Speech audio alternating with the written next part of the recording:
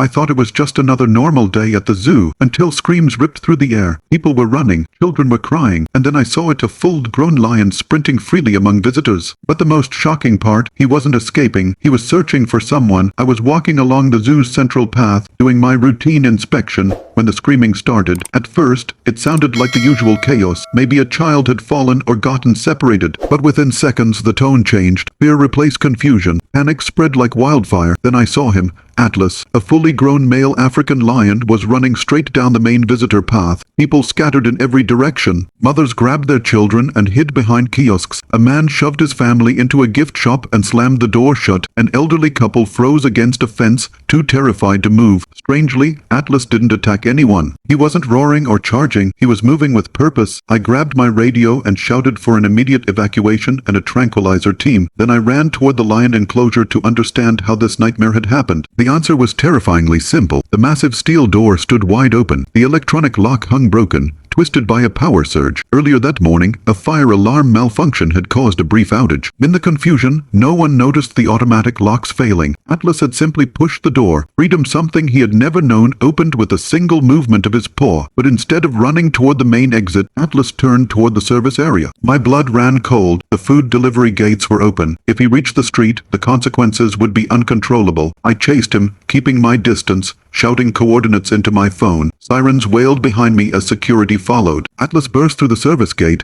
Moments later, I emerged onto a residential street. Cars screeched to a halt. Drivers locked themselves inside. A woman nearly tipped over a stroller while fleeing. Teenagers stood frozen, filming in disbelief. Atlas ignored them all. He sniffed the air, paused, turned, then ran again like an animal following an invisible trail. I realized then he wasn't escaping. He was tracking a memory. Atlas turned into a small park just a few blocks away. Under an old oak tree, an elderly woman sat on a bench, feeding pigeons from a paper bag. My heart stopped. The lion slowed. Step by step, he approached her. I screamed for her not to move, but the chaos drowned out my voice.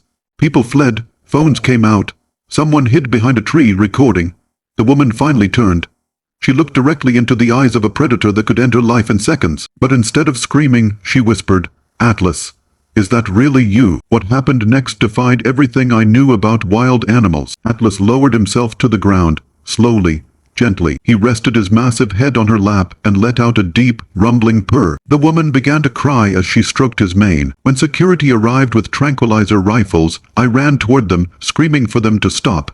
They froze, staring in disbelief at the sight before them. An elderly woman holding a lion. I approached carefully and asked her how she knew him. Her name was Margaret, and 12 years ago she had saved Atlas's life. Margaret told us everything. 12 years earlier, she had volunteered at a wildlife rehabilitation center. Rangers brought in a dying lion cub found beside his murdered mother, killed by poachers. The cub's front paw was broken and infected. No one believed he would survive, but Margaret refused to give up. She named him Atlas. For 3 months, she fed him every 2 hours, even at night. She cleaned wounds, gave injections, and massaged his broken paw. Slowly, impossibly, Atlas survived, but his leg healed crooked. The verdict was final. He could never survive in the wild. Margaret personally searched for a zoo worthy of him. She chose ours. She stayed an entire day helping him adjust, then walked away knowing she might never see him again. A week later, she was sent to Africa to rescue wildlife.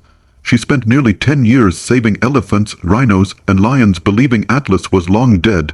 Until yesterday, she saw his name on the enclosure sign. He said his name, and he remembered. The zoo director finally agreed to a compromise. Margaret was given unlimited access to Atlas. Every day she came, she read to him, talked to him, remembered their past. Atlas transformed. The lazy, indifferent lion came alive whenever she appeared.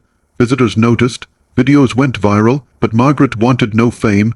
Months passed. Margaret grew weaker. Then one day, she didn't come. Atlas waited. 3 days later, I learned the truth. Margaret had passed away peacefully in her sleep. When I returned to the zoo, Atlas sat by the glass, staring at her empty chair. He didn't roar. He didn't move. He mourned. Margaret's will changed everything. Her home was sold. The money went to improving the lives of Atlas and other big cats. New platforms, better shelter, a memorial plaque bearing her name. Atlas still visits the spot by the glass every day. I visit him every morning. He is no longer just a lion. He is proof that memory survives instinct, that love leaves a scent time cannot erase. Some bonds never break.